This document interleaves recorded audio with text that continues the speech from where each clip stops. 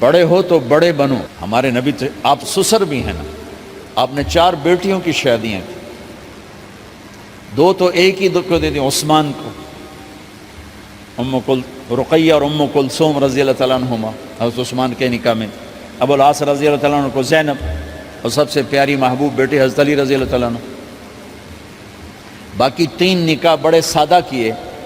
حضرت فاطمہ کا نکاح بڑے دھوم دھام سے کیا.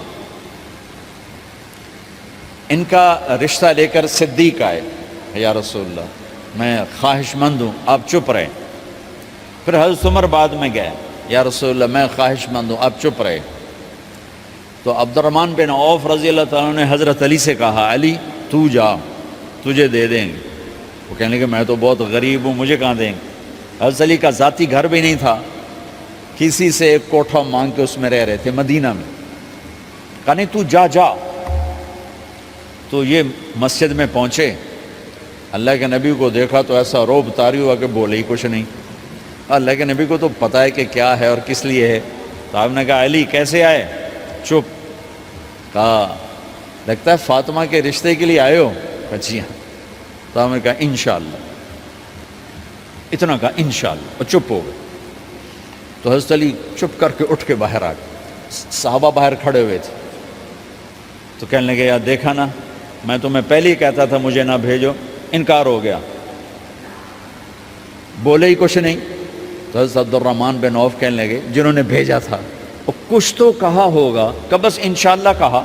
کہا تو اللہ کے بندے ہاں ہو گئی، نبی کی انشاءاللہ ہاں ہوتی ہے، یہ ہاں کیوں نہیں کی؟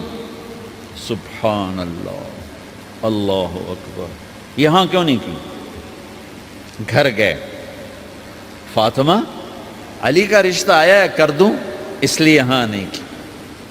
ہم تو بیٹیوں سے پوچھتے ہی نہیں، عیب سمجھتے ہیں بیٹیوں سے پوچھنا. یہ میں گاں نو بن چھڑیا قلعے نال، ایویں اسی دیاں نو بن چھڑنے قلعے نال.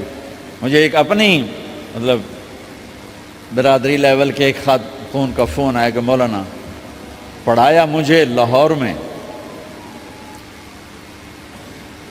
اچھے کالجوں میں، اور میری منگنی کرتے وقت مجھ سے پوچھا ہی نہیں، اور ایک شرابی سے منگنی کر کے مجھے اطلاع دی سی تیری منگنی کر چھڑی ہے، فلانی تاریخ نو تیرا نکاح بھی ہونا ہے. مجھے آج تک گلہ ہے، پوچھ لیتے. اگر نہیں پوچھا تھا چلو میں نہ ساڑھے پنجاب کوئی نہیں پوچھ دے، گاں موج دی طرح ٹور چھڑ دین، تو چلو اتنا تو ویکھ لیندے بھی کم از کم شراب تو نہ پیندا ہویا. ایک شرابی نال میرا نکاح کر چھڑ، ساری زندگی اڈیاں رگڑ رگڑ میری گزر گئی. علی جیسا رشتہ آیا ہو تو اوپر سے حکم بھی آ چکا ہو کہ علی کو ہی دینا ہے، تو پھر آپ فاطمہ سے پوچھیں فاطمہ تیرا رشتہ آیا ہے علی کا کر دوں؟ حضرت فاطمہ نے ہاں کی تو پھر مسجد تشریف لائے. یہ آپ کو معاشرت سکھائی جا رہی کہ بیٹیوں سے بھی پوچھو، زندگی انہوں نے گزارنی ہے، تم نے تو نہیں گزارنی. بس میری غیرت دا سوال ہے، میں اتنا ہی کرنا نہیں تھا بیٹھی رہے. میری اپنی فیملی میں اتنی عورتیں بوڑھی ہو کے قبروں میں چلی گئیں، بس اتنا ہی کرنا نہیں کرنا تھا بیٹھی رہے، وہ بیٹھی رہ گئیں. یہ ظلم و ستم ہے جو تمہاری عدالت میں بھی نہیں آتا، کوئی کیس بھی نہیں ہوتا، لیکن اللہ کی عدالت میں کیس درج ہو چکا ہے کہ میرے نبی نے علی جیسے داماد کے لیے بھی پہلے پوچھا، حالانکہ اوپر سے اشارہ ہو چکا ہے. ابھی بتاتا ہوں میں. فاطمہ بیٹی علی کا رشتہ ہے کر دوں؟ انہوں نے کہا کر دیں. پھر کہا بلاؤ. پھر علی آئے، کہا علی جمع کرو لوگوں کو. مسجد ساری بھر گئی تو آپ ممبر پر تشریف فرما ہوئے. حضرت علی کو ایسے سامنے بٹھایا، کہا لوگوں مجھے جبریل اللہ کی طرف سے پیغام دینے آئے ہیں کہ میں اپنی بیٹی فاطمہ کا نکاح علی کے ساتھ کر دوں. آسمان سے وحی بھی آئی ہو اور پھر بھی پوچھا جائے، یہ میرے نبی کی معاشرت ہے. ہم تو پوچھنا عیب سمجھتے اور اسے ذلت سمجھتے ہیں.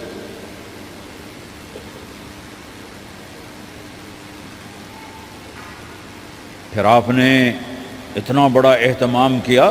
مسجد نبوی پرانی جو آپ کے زمانے کی تھی، بہت بڑا ہال تھا، اس کا بھرا ہوا تھا.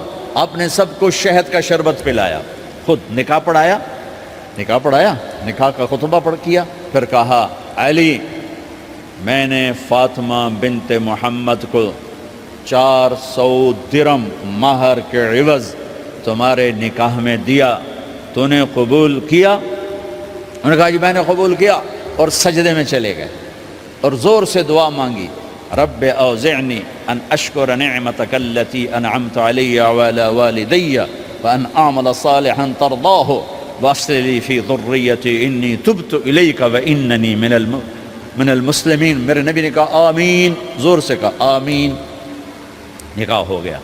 رخصتی ہوئی 6 مہینے بعد، 1 مہینے بعد، 1 سال بعد، 3 روایات ہیں، فوراً 4 روایات، لیکن زیادہ صحیح ہے دیر کے بعد، فوراً نہیں ہوئی، کچھ عرصے کے بعد رخصتی ہوئی۔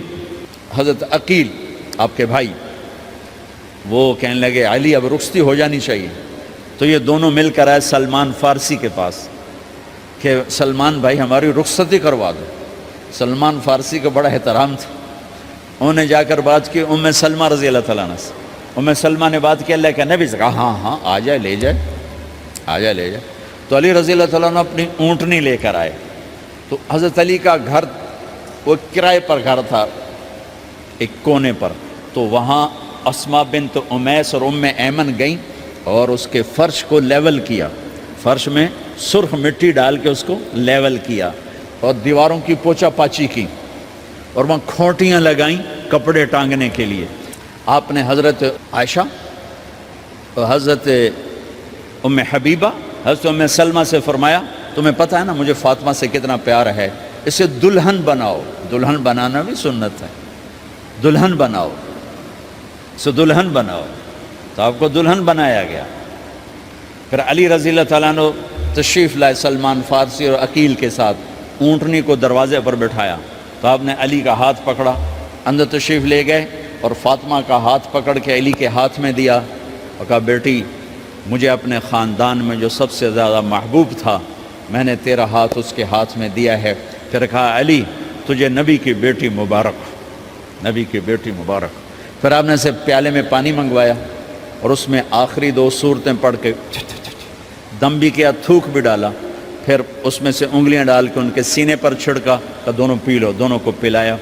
پھر باہر تک چھوڑنے آئے، حضرت علی نے آپ کو اونٹنی پہ بٹھایا، آپ نے 2 عورتوں کو ساتھ بھیجا، ام ایمن اور اسماء بنت عمیس۔ یہ چھوٹی سی بارات جا کر علی کے گھر اتری اور آپ نے حضرت علی سے فرمایا کہ میں عشاء پڑھ کے آؤں گا، میرا انتظار کرنا ہے۔ تو عشاء کی نماز کے بعد آپ تشریف لے گئے، آپ نے دوبارہ پیالے میں پانی منگوایا اور اس پر آخری 2 سورتیں پڑھ کے دم کیا، پھر ان کے سینے پر چھڑکا، یہاں بازوؤں پر چھڑکا اور کمر پر چھڑکا اور دعا دی اللہم اسد جدہما وجمع شملہما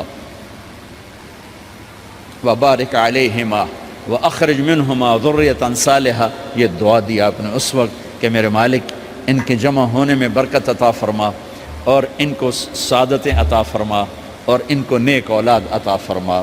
یوں میرے نبی نے اپنی بیٹی کو رخصت فرمایا۔ اگلے دن آپ نے حضرت علی کو بلا کے فرمایا علی ولیمہ بھی کرنا ہے۔ کہنے لگے یا رسول اللہ میرے پاس تو کچھ نہیں۔ تو آپ نے کہا، تو سعد بن ابی وقاص کہنے لگے یا رسول اللہ میرے پاس ایک چھترا کھڑا ہے، چھترا لاؤ۔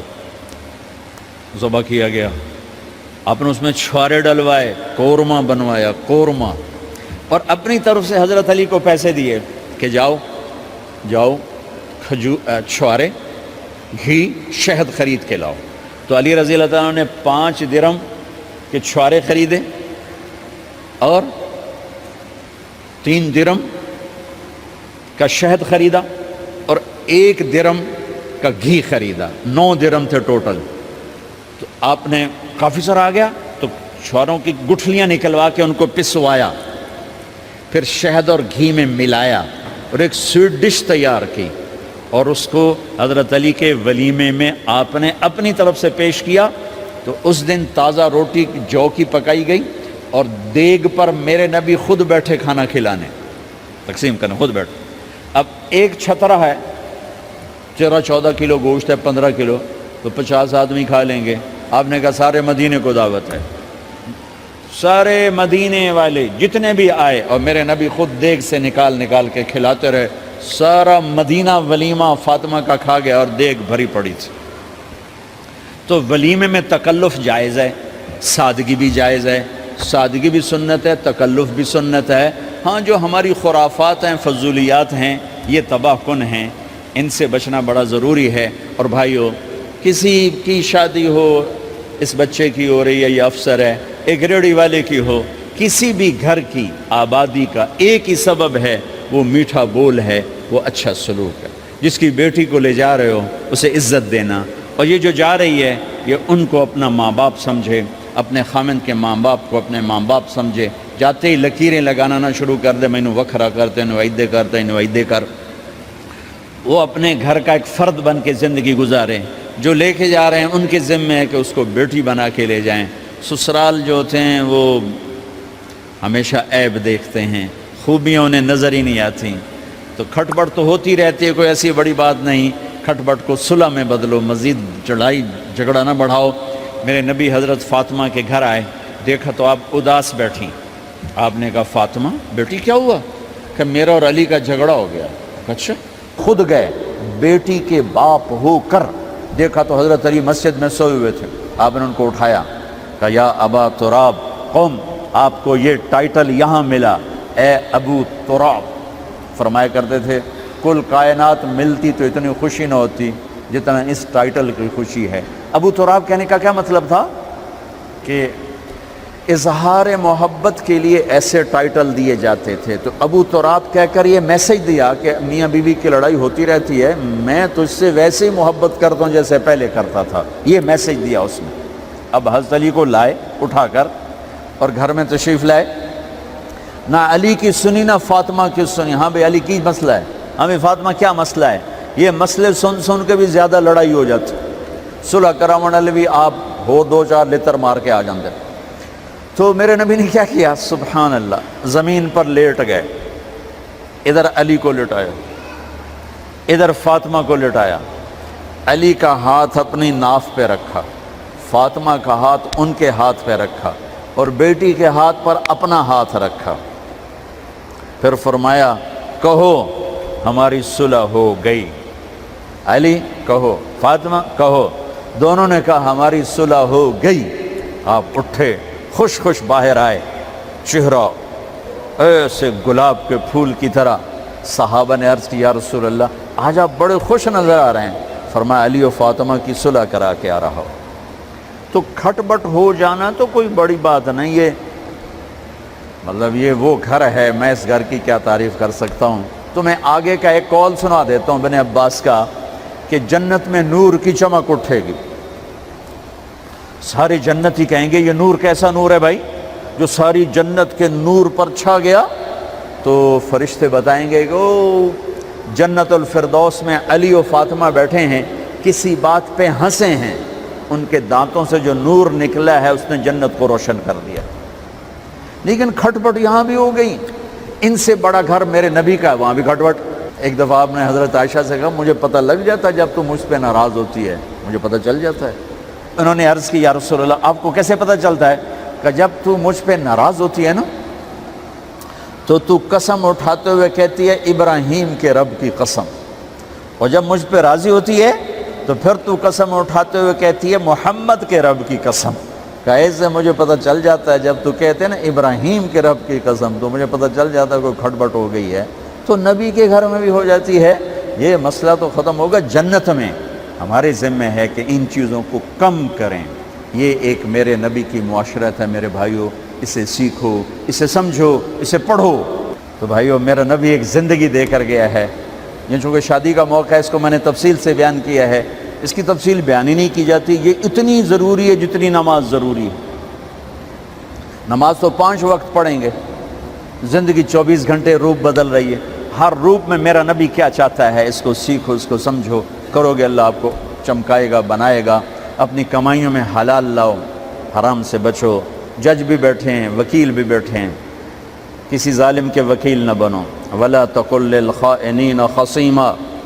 آپ کو ایک آیت میں جوڈیشری، جج، مقننہ اور وکلاء کا پیغام اللہ کا سنا دیتا ہوں۔